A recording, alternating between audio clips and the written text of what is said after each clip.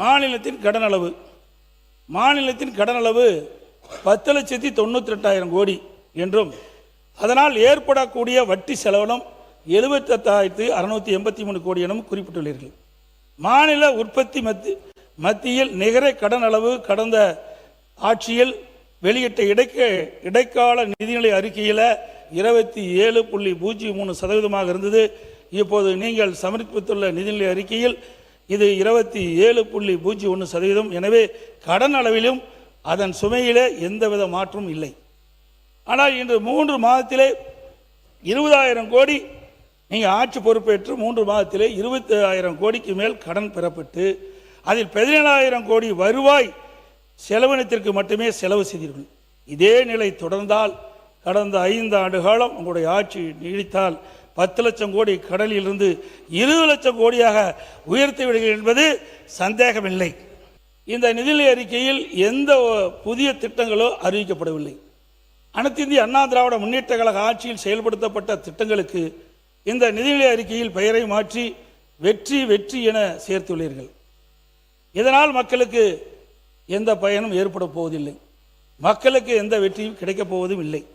அரசுகள் மாறும்போது அவர்கள் அறிவையும் அனுபவத்தையும் வைத்து மக்களுக்கான புதிய திட்டங்களை தீட்டி அவள் விரும்பும் பெயரை வைத்துக் கொள்வதில் எங்களுக்கு எந்த ஆட்சேபனையும் இல்லை. ஆனால் ஒரு அரசு கொண்டு வந்து அந்த திட்டத்திற்கு புதிதாக அரசு வந்த பிறகு அந்த பெயரை மாற்றி அறிவிப்பதில் மக்களுக்கு குழப்பம்தான் ஏற்படும். அம்மா ஆட்சியில் செயல்படுத்தப்பட்ட திட்டங்கள் மகளிர் ஆடு வழங்கும் திட்டம், இப்பொழுது வெற்றி மகளிர் ஆடு வளர்ப்பு.